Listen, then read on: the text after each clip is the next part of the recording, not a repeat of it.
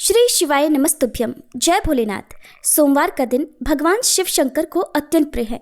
शास्त्रों में भी कहा गया है कि जो भक्त श्रद्धा, संयम और पवित्र भाव से सोमवार व्रत करता है उसके जीवन के तमाम दुख, रोग, दरिद्रता और मानसिक क्लेश धीरे धीरे समाप्त हो जाते हैं। ये व्रत विशेष रूप से मन की शांति, वैवाहिक सुख, संतान प्राप्ति, आरोग्य और आर्थिक संपन्नता के लिए किया जाता है। पुराणों में वर्णन है कि भगवान शिव आशुतोष हैं, यानी कि थोड़ी सी सच्ची भक्ति से ही बड़ी जल्दी प्रसन्न हो जाते हैं।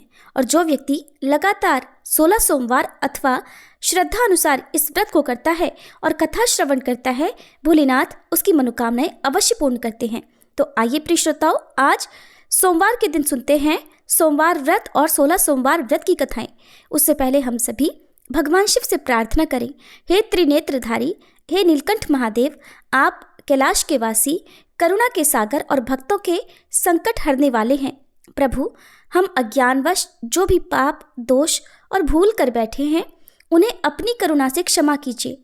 हमारे मन को चंचलता से मुक्त कर उसमें भक्ति, वैराग्य और सत्य का वास कराइए। हे भोलेनाथ, जिस प्रकार माता पार्वती को आपने अपने अर्धांग में स्थान दिया, उसी प्रकार हमारे जीवन में भी सुख, शांति और संतुलन बनाए रखिए। हमारे परिवार की रक्षा कीजिए, रोग शोक को दूर कीजिए और हमें धर्म के मार्ग पर अडिग रहने की शक्ति दीजिए। ओम नमः शिवाय। हर हर महादेव। एक बार भोलेनाथ और माता पार्वती जी मृत्युलोक में भ्रमण करने पधारे। दोनों विदर्भ देश में अमरावती नाम की सुंदर नगरी में जा पहुंचे। ये नगरी सभी प्रकार के सुखों से भरपूर थी। वहाँ बहुत सुंदर सुंदर शिव जी के मंदिर भी थे। भगवान शंकर देवी पार्वती जी के साथ उन्हीं में से एक मंदिर में निवास करने लगे। एक दिन माता पार्वती ने भोलेनाथ के साथ चौसर खेलने की इच्छा प्रकट की।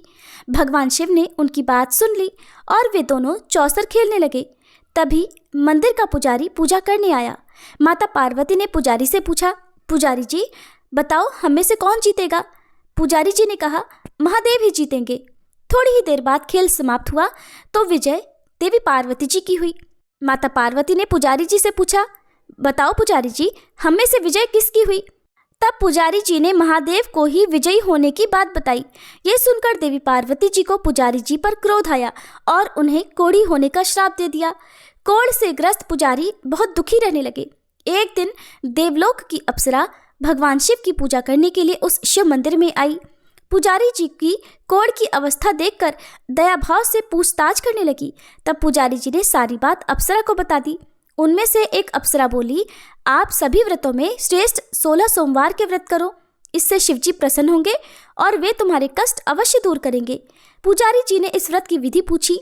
तब अप्सराओं ने बताया, सोमवार के दिन व्रत रखो, स्वच्छ वस्त्र धारण करो, संध्या और उपासना के बाद आधा किलो गेहूं का आटा लेकर इसके 3 भाग करो।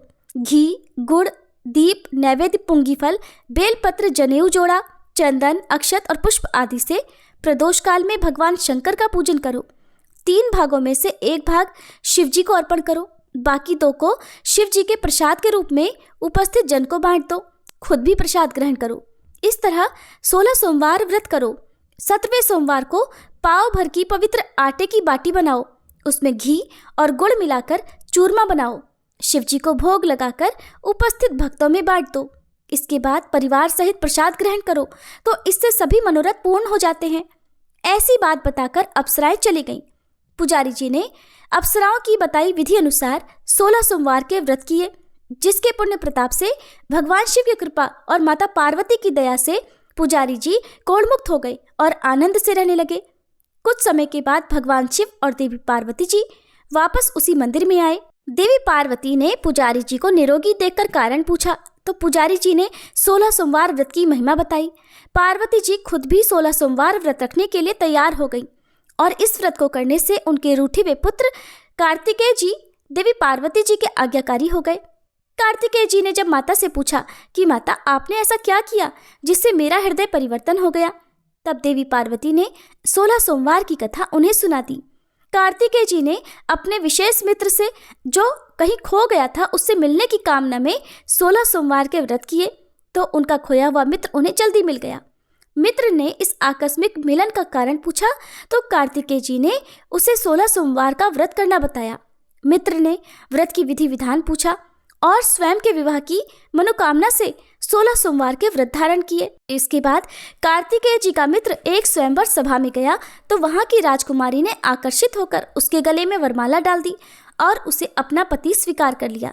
तब राजा ने बहुत सारा धन और सामान देकर उसको भेजा। अब वे दोनों सुख से रहने लगे। जब 16 सोमवार के व्रत का उसकी पत्नी को पता लगा तो उसने पुत्र प्राप्ति की कामना से 16 सोमवार के व्रत किए। उसके कुछ समय बाद एक अति सुंदर, सुशील और बुद्धिमान पुत्र प्राप्त हुआ। जब वह बड़ा हुआ तो उसने अपनी माँ से 16 सोमवार के व्रत की गाथा सुनी। तब उसने भी राज्याधिकार प्राप्त करने के लिए 16 सोमवार के व्रत शुरू कर दिए। एक राजा को अपनी कन्या के लिए योग्य पुरुष की खोज थी। राजा ने अपनी कन्या का विवाह उस सर्वगुण संपन्न पुरुष से कर दिया। राजा के कोई पुत्र नहीं था तो उसने अपने दामाद की योग्यता देखकर उसे राजा बना दिया। राजा बनने के बाद भी वह 16 सोमवार के व्रत करता। 17वां सोमवार आने पर उसने अपनी पत्नी से शिवजी की पूजा के लिए मंदिर चलने को कहा तो उसने दासियों से कहकर पूजा की सामग्री तो भिजवा दी, लेकिन खुद नहीं गई। अब इधर राजा ने शिवजी की पूजा समाप्त की तो आकाशवाणी हुई, हे राजा, अपनी रानी को राजमहल से निकाल दे, नहीं तो सर्वनाश हो जाएगा। राज दरबार में आकर सभासदों से विचार विमर्श किया और सर्वनाश के भय से रानी को राजमहल से निकाल दिया गया। अपने दुर्भाग्य को कोसती हुई रानी नगर से बाहर चली गई। दुखी मन से चलते हुए वह एक गांव में जा पहुंची। वहां पर एक बूढ़ी माई थी जो सूत बेचा करती थी। बूढ़ी माई ने दया करके रानी को अपने साथ सूत बेचने के लिए रख दिया। जब से रानी को साथ रखा, बूढ़ी माई का तो सूत बिकना ही बंद हो गया। बूढ़ी माई ने रानी से वहां से जाने को कह दिया। अब रानी एक तेली के यहाँ काम मांगने गई। उसी समय तेली के मटके चटक गए, सारा तेल बह गया। तेली ने भी उसे वहां से भगा दिया। दुखी होकर रानी एक नदी के पास गई तो नदी का सारा पानी सूख गया। वह एक पेड़ के नीचे बैठी तो पेड़ के सारे पत्ते सूख कर गिर गए। आसपास के लोगों ने जब यह सब कुछ देखा तो उसे पकड़कर मंदिर के पुजारी गुसाई जी के पास ले गए। गुसाई जी देखते ही जान गए कि यह कोई विधि की मारी कुलीन स्त्री है। गुसाई जी ने रानी से कहा कि वह उनके आश्रम में उनकी पुत्री की तरह रह सकती है। अब रानी आश्रम में रहने लगी। रानी भोजन बनाती थी तो उसमें कीड़े पड़ जाते थे। पानी भरकर लाती तो वह गंदा हो जाता था। अब तो गुसाई जी ने एक दिन दुखी होकर उससे पूछा कि बेटी, तुम्हारी ये दशा कैसे हुई? ये किस देवता का कोप है?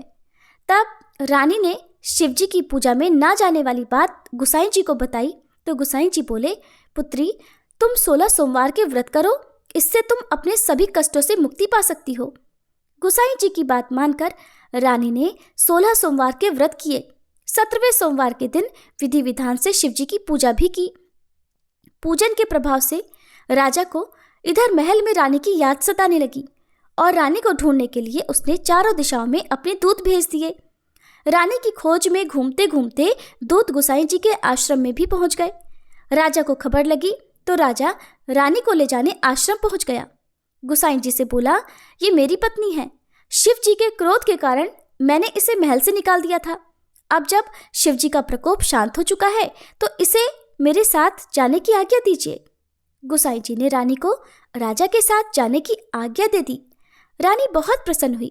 राजा और रानी के आने की खुशी में नगरवासियों ने खूब सजावट की, मंगल गीत गाए, पंडितों ने मंत्र आदि गाकर स्वागत किया।